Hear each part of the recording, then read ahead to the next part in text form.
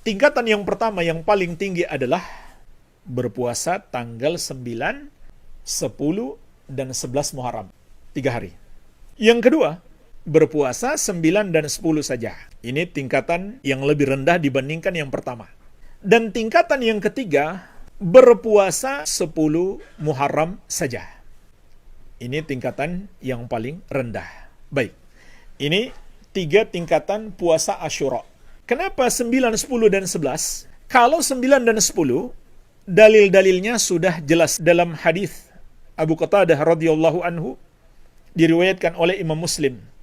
Rasulullah SAW bersabda, "Siyamu yaumi Asyura ahtasibu 'ala Allah ayyukaffira as-sanata allati qablahu." Berpuasa di hari Asyura, yaitu 10 Muharram, aku harap kepada Allah akan menghapuskan dosa setahun sebelumnya. Hadis Ibnu Abbas radhiyallahu ta'ala anhuma yang diriwayatkan oleh Imam Muslim. Beliau menceritakan, "Hina sama Rasulullah sallallahu alaihi wasallam yauma Asyura wa amara bisiyamihi." Tatkala Rasulullah sallallahu alaihi wasallam berpuasa di hari Asyura dan juga memerintahkan kaum muslimin untuk melakukan puasa padanya. Qalu, maka para sahabat bertanya, "Ya Rasulullah, innahu yaumun tu'azzimhul yahud wan nasara." Wahai Rasulullah, sesungguhnya itu adalah hari yang diagungkan oleh Yahudi dan Nasrani. Faqala Rasulullah sallallahu alaihi wasallam, maka Rasulullah sallallahu alaihi wasallam bersabda, "Fa idza kana al-'amul muqbil insyaallah sumnal yaumat tasi." Kalau begitu, tahun depan insyaallah kita akan berpuasa pada tanggal 9 juga. Jadi maksudnya bukan hanya tanggal 10, tanggal 9 juga. Falam ya'til am al-muqbil hatta tuwfiya Rasulullah sallallahu alaihi wa ala alihi wasallam. Namun kata Ibnu Abbas radhiyallahu anhuma, belum sampai tahun depan Rasulullah sallallahu alaihi wasallam telah wafat. Tapi kenapa ada tambahan puasa di tanggal 11 juga? Karena 3 alasan. Yang pertama, adanya dalil umum anjuran memperbanyak puasa di bulan Muharram.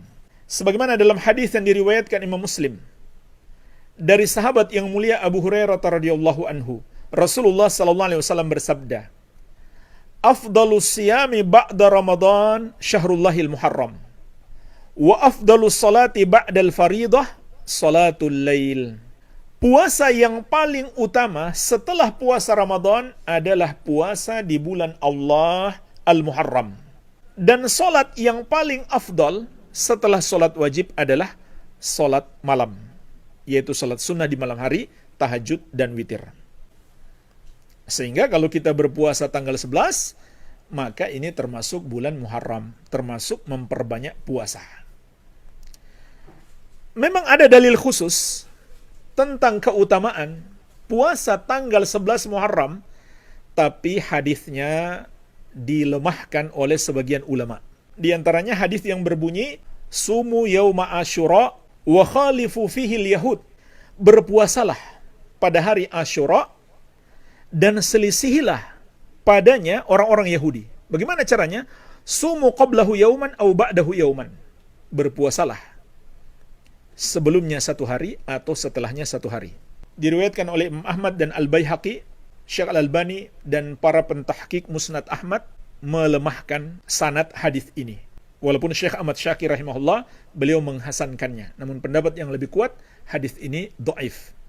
Tetapi tidak masalah kita berpuasa tanggal 11. Kenapa? Karena ada dalil umum. Rasulullah sallallahu alaihi wasallam mengatakan, "Afdalus siyami ba'da Ramadan syahrullahi al-Muharram." Puasa yang paling afdal setelah bulan Ramadan adalah berpuasa di bulan Allah Al-Muharram. Ini alasan yang pertama. Dan alasan yang kedua, karena ada anjuran berpuasa setiap bulan 3 hari. Ini juga bisa dijadikan dalil. Karena memang lebih afdal di tanggal 13, 14, 15, namun itu bukan keharusan. Boleh berpuasa 3 hari setiap bulan, kapanpun kita mau. Yang penting 3 hari. Walaupun lebih afdal di tanggal 13, 14, 15 yang disebut dengan Al-Ayyamul Bid. Kemudian alasan yang ketiga, para ulama juga mengatakan untuk kehati-hatian. Karena bisa jadi masuknya tanggal 1 Muharram itu ada kesamaran. Ya, biasa kan terjadi perbedaan pendapat antara negeri-negeri yang menetapkan awal masuk bulan Hijriah. Maka untuk kehati-hatian kita berpuasa juga tanggal 11 karena bisa jadi itu adalah tanggal 10 Muharram. Maka ini tingkatan yang paling tinggi. Kalau kita berpuasa 3 hari, 9, 10, 11 Muharram. Tingkatan yang kedua 9 dan 10 saja, berdasarkan hadis-hadis yang telah kita sebutkan tadi. Dan tingkatan yang ketiga adalah 10 saja. Andai kita lakukan puasa 10 Muharram saja, tanpa 9 dan 11, maka kita dapat keutamaan puasa 10 Muharram, yaitu terhapus dosa setahun sebelumnya. Dan hukumnya tidak makruh, andai kita hanya berpuasa 10 Muharram saja. Cuma memang lebih afdal 9, 10. Lebih afdal lagi 9, 10, 11. Namun tidak makruh andai kita berpuasa 10 Muharram saja. Betul, tidak menyelisih Yahudi, tapi menyelisih Yahudi dalam hal ini tidak sampai wajib. Kenapa? Karena puasa 10 Muharram disyariatkan juga dalam agama kita. Walaupun orang-orang Yahudi melakukannya, namun disyariatkan juga dalam agama kita, sehingga tidak termasuk penyerupaan terhadap Yahudi yang diharamkan. Sama dengan orang mengatakan ini dijadikan syubhat oleh orang-orang liberal, kenapa harus pakai cadar? Bukankah orang Yahudi juga bercadar, kata mereka? Maka kita katakan, itu bukan tasyabbuh. Wanita-wanita bercadar bukan tasyabbuh kepada Yahudi. Kenapa? Disyariatkan dalam agama kita. Bahkan sepakat seluruh ulama disyariatkannya wanita bercadar. Hanya ulama beda pendapat, wajib atau sunnah.